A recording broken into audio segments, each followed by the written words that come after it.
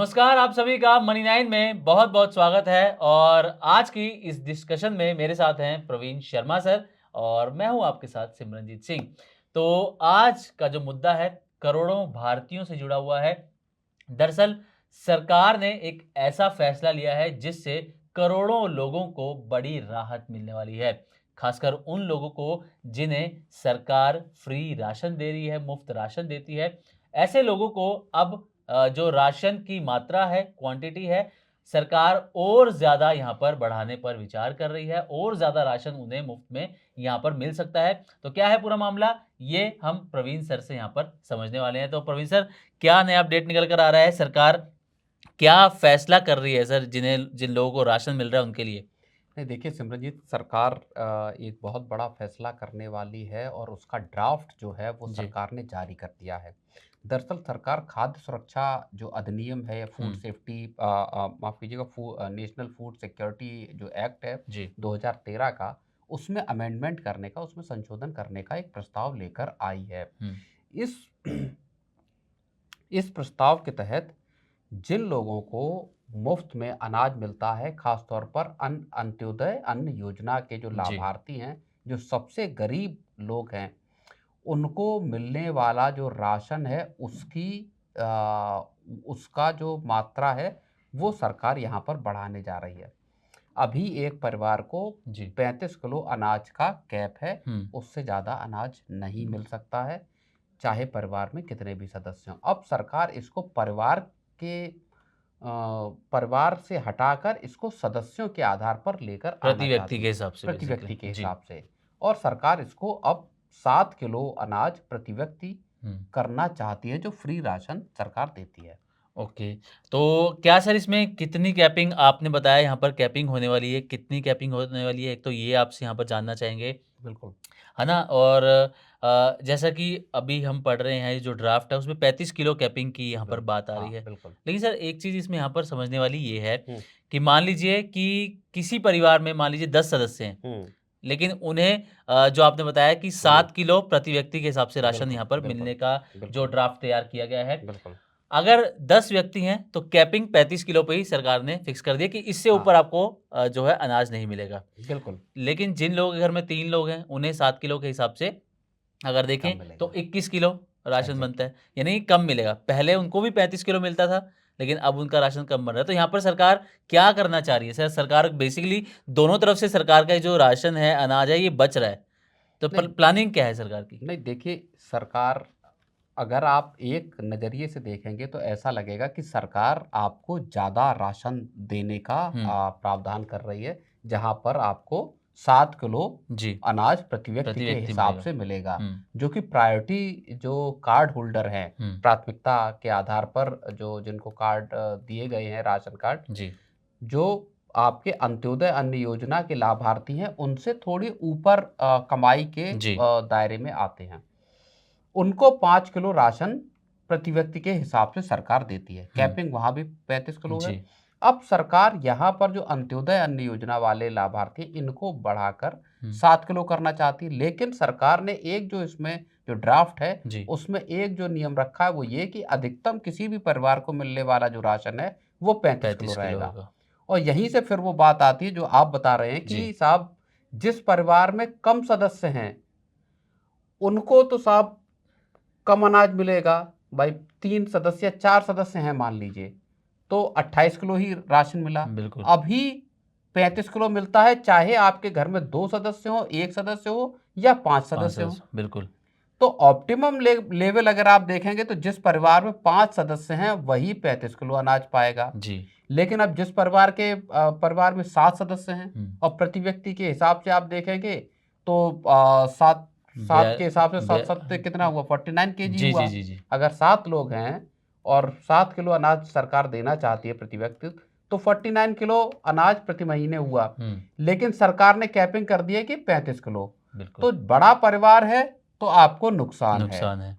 यहाँ पे कि साहब जी। 35 किलो। हालांकि वो पहले भी था कि साहब 35 किलो अनाज प्रति परिवार जी। मिलता था, लेकिन आपको छोटा परिवार है हुँ। तो यहाँ आपको ज़्यादा नुकसान होता हुआ दिखाई देगा। बिल्कुल।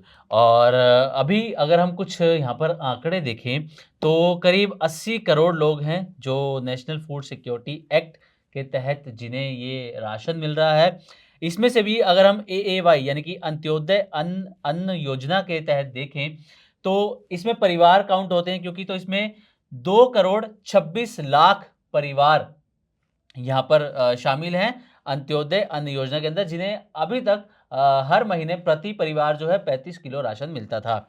वहीं जो प्रायोरिटी हाउस होल्ड कार्ड की सर ने यहाँ पर बात करी, उसमें लगभग 17 करोड़ 29 लाख परिवार यहाँ पर शामिल हैं इन कार्ड्स के तहत, और इन्हें 5 किलो जो है वो राशन यहाँ पर मिलता है।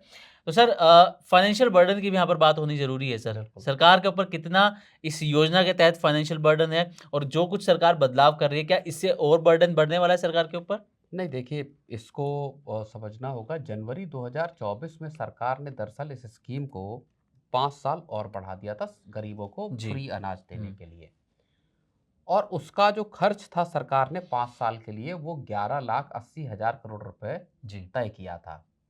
अभी अगर आप फूड सब्सिडी के बिल को देखेंगे सरकार का, जो कि ये दोनों स्कीम है, चाहे आप प्रायोरिटी कार्ड होल्डर को ले लीजिए, चाहे आप अंत्योदय अन्न योजना वाले लाभार्थियों को देख लीजिए, इन दोनों का मिलाकर अगर आप 2025-26 का देखेंगे तो लगभग 2,28,000 करोड़ रुपए का सरकार का बजट जो है वो यहाँ पर दिखाई दिया फूड सब्सिडी बिल में।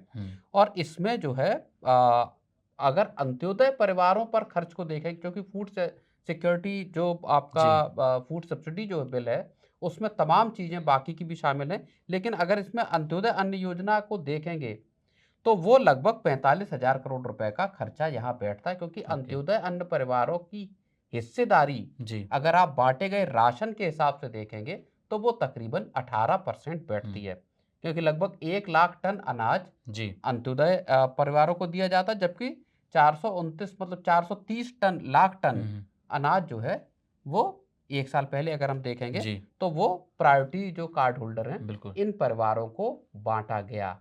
तो जाहिर तौर पर सरकार के ऊपर अगर आप रक्षा का जो बजट है केंद्र सरकार का, उसको अगर आप देखें तो उसके बाद सबसे बड़ा सरकार का जो बिल जाता है वो दरअसल इसी स्कीम पे जाता है, जो फूड सब्सिडी बिल है, खाद्य जो सब्सिडी जो सरकार देती है।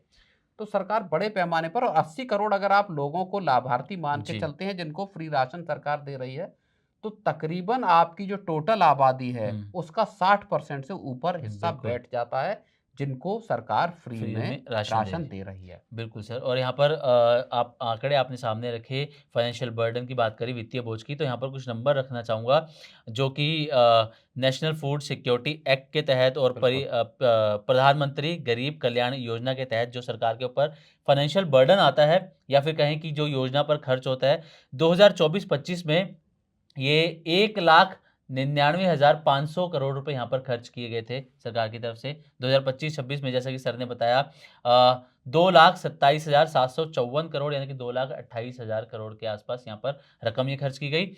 और 2026-27 के लिए जो बजट एस्टीमेट है वो 2,27,429 करोड़ रुपए के आसपास का है, जो कि इन योजना पर सरकार की तरफ से खर्च किया जाना है। सरकार यहाँ अब समझने वाली बात सिमरनजीत यहाँ ये है कि इस साल सरकार का फूड जो आपका सब्सिडी बिल है वो सरकार का बढ़ सकता है। उसकी वजह ये है कि जिस तरह से पिछले आप कुछ महीनों में देखेंगे मिडिल ईस्ट की जो क्राइसिस आई है, एक उसकी वजह से जो महंगाई बढ़ी, फर्टिलाइजर का जो इम्पोर्ट में मुश्किल आई, और उसके बाद सरकार का फर्टिलाइजर पे खर्च जो है, जो 1,70,000 करोड़ रुपए का सरकार ने बजट में प्रावधान किया, उसमें सरकार का अब अंदाजा ये है कि ये 3 लाख करोड़ रुपए को पार कर सकता है फर्टिलाइजर पे सरकार की जो सब्सिडी है।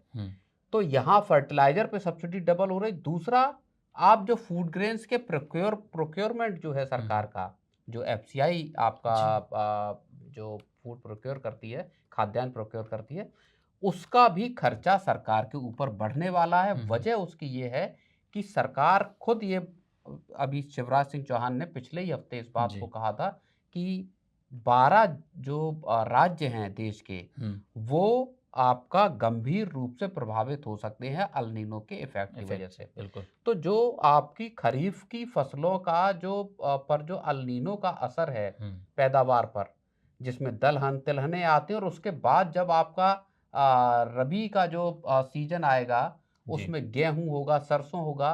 खरीफ की फसलों में आपका जब नवंबर के आसपास, अक्टूबर नवंबर के आसपास धान की भी कटाई होती है। हुँ। और गेहूं, चावल जैसे और फिर कोर्स ग्रेन ये सरकार यहाँ पर जी। बांटती है। तो सरकार का फूड जो सब्सिडी बिल है वो यहाँ से सब्सटेंशियल बढ़ सकता है। हुँ। और मुझे लगता है कि ये जो बिल आया है इसके जरिए सरकार जो पूरा का पूरा फ्री में जो अनाज बांटा जाता जी, है उसको दरअसल रेशनलाइज करना करना चाहती है। चाहती है, बिल्कुल। अगर परिवार में कम मेंबर हैं तो आप 4-5 किलो या जो 7 किलो का अनाज है जी, उसके हिसाब से उतना ही अनाज मिले जितना एक परिवार का बिल्कुल। कंजम्पशन हो सकता है। बेसिकली कंजम्पशन बेस्ड इसको बनाने की जी। सरकार की कोशिश है, जिसके साथ ऊपरी आपने एक लिमिट लगा दी कि हुँ। इससे ज़्यादा अनाज जी। सरकार नहीं देगी।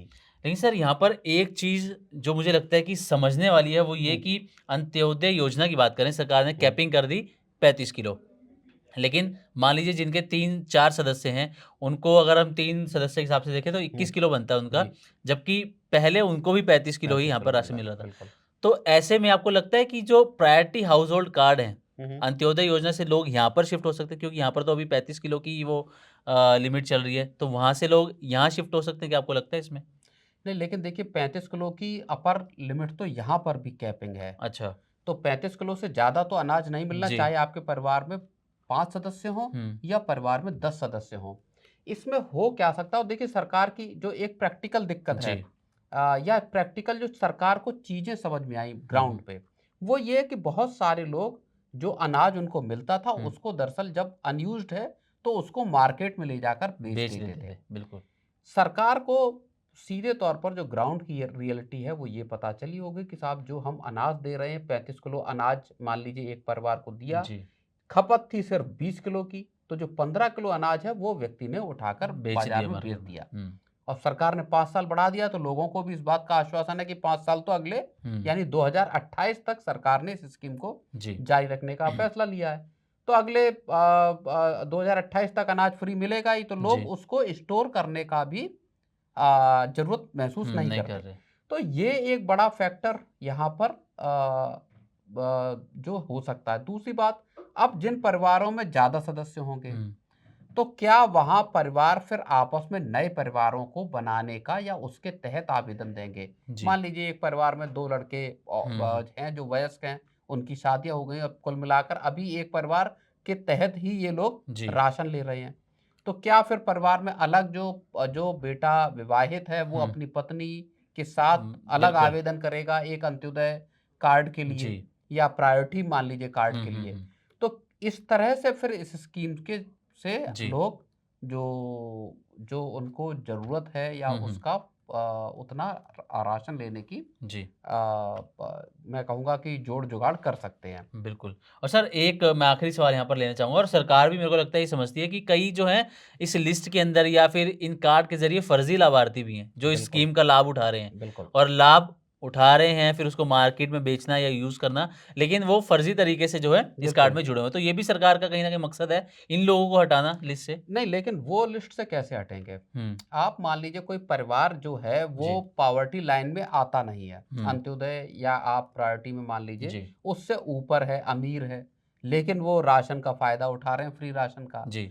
तो ये तो इसको रेक्टिफ़ाई करने या इन ऐसे लोगों को फ़िल्टर आउट करने का तरीका एकमात्र यही है हुँ। कि आप ग्राउंड पर जो अफ़सर हैं या जी। जो कर्मचारी हैं, वो इस बात की तस्दीक करें कि साहब कौन से परिवार की आमदनी का हुँ, हुँ। स्टेटस क्या है। बिल्कुल। तो वहाँ से आप इन परिवारों को बाहर कर सकते हैं। हो सकता है जनगणना की जो जी। जनगणना जो सरकार ने शुरू की है, उसके तहत जो तमाम जानकारियाँ हैं, क्या उनका इस्तेमाल करके, बिल्कुल। क्योंकि पहले सिमरनजीत मैं आपको बताऊँ हुँ। इसी तरह की दिक्कत सरकार को जो किसान सम्मान निधि है, जी। उसमें भी आ रही थी। ओके। तमाम लोग जो इनकम टैक्स भरते थे या जिनकी आमदनी अच्छी थी, वो भी लाभार्थी थे। हुँ। फिर सरकार ने उसमें जी। फ़िल्टर लगाए, खाते और बाकी चीज़ें चेक की। हुँ। उसके बाद तमाम लोगों को बाहर किया गया और बड़ी तादाद में लोग उस स्कीम से बाहर हो गए। बाहर हुए। लेकिन बिल्कुल। उसमें एक दूसरी चीज़ ये थी कि जो पैसा आ रहा है वो सीधा खाते में आ रहा है। ओके। यहाँ फिज़िकली आप दुकान पर जा रहे हैं और वहाँ से अनाज अनाज लेकर आ बिल्कुल। रहे हैं। तो जो डीबीटी का फ़ायदा है वो दरअसल यहाँ नहीं है। या तो हुँ, हुँ। सरकार जैसा पहले चावल सरकार जो है, अगर आप जो 25 दिसंबर 2000 को ये स्कीम दरअसल जी, लॉन्च की गई थी अटल सरकार ने, अंत्योदय अन्न योजना जी। की। और उसके बाद जब ये स्कीम आई तो 2013 के आसपास इसमें चावल 3 रुपए किलो, गेहूं जो है 2 रुपए किलो और मोटा अनाज 1 रुपए किलो के हिसाब से बांटना शुरू किया। ओके। तो या तो सरकार इसके हिसाब से 35 किलो अनाज के पैसे सीधे डाले और फिर जी। लोगों से कहे कि आप जाओ मार्केट से खरीद लीजिए, बिल्कुल। वो आपका फिर फिल्टर कर सकती है हुँ, ऐसे लोगों को। बिल्कुल। चलिए, thank you so much Praveen sir इस पूरे मुद्दे पर डिटेल में यहाँ पर बातचीत करने के लिए और हमारे दर्शकों को इस पूरे मुद्दे को जो सरकार इसमें बदलाव करना चाह रही है या जो नया ड्राफ्ट लेकर आई है उसको समझाने के लिए। तो आज की वीडियो में बस इतना ही। नमस्कार।